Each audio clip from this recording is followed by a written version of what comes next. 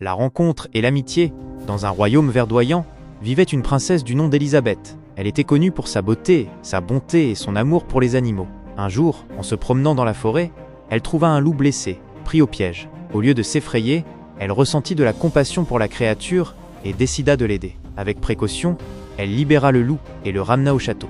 Au fil des jours, Élisabeth soigna le loup avec tendresse. Elle lui parlait, le caressait et lui apportait de la nourriture. Le loup, d'abord méfiant, se laissa peu à peu apprivoiser par la douceur de la princesse. Il devint son compagnon fidèle, la suivant partout dans ses promenades et ses jeux. Élisabeth le nomma fidèle, car il était devenu son ami le plus loyal.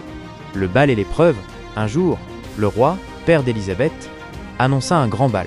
Toutes les princesses des royaumes voisins étaient invitées, et Élisabeth était ravie de pouvoir enfin danser et s'amuser. Cependant, elle était triste de devoir laisser Fidèle seul pendant la soirée.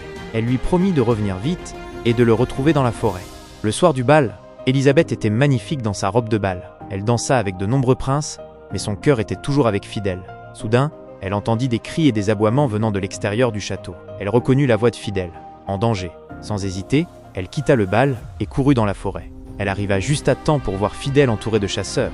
Il voulait le tuer, car il le croyait dangereux. Élisabeth se jeta devant Fidèle pour le protéger, obstiné aux chasseurs qu'il était inoffensif et qu'il était son ami. Le roi arriva à son tour et, voyant le courage et l'amour d'Élisabeth pour le loup, il comprit qu'il avait eu tort de le juger. Il ordonna aux chasseurs de laisser Fidèle tranquille et il remercia Élisabeth pour sa loyauté. Après le bal, Élisabeth et Fidèle étaient plus proches que jamais.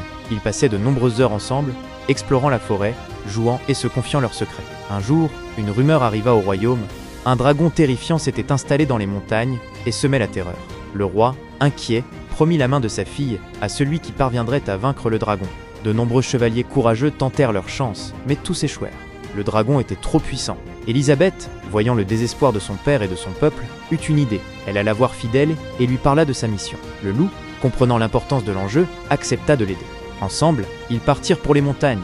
Élisabeth, grâce à son intelligence et à sa connaissance de la forêt, trouva un passage secret pour atteindre la tanière du dragon. Fidèle, avec sa force et son agilité, affronta la bête.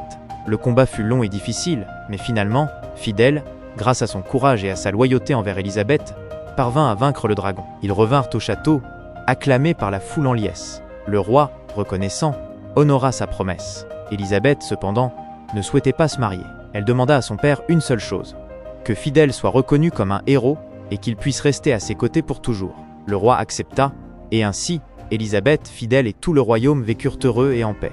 Après avoir vaincu le dragon, Élisabeth et Fidèle sont devenus des héros dans tout le royaume. Leur courage et leur loyauté ont inspiré tous les habitants. Mais leur aventure ne s'arrêtait pas là. Un jour, une terrible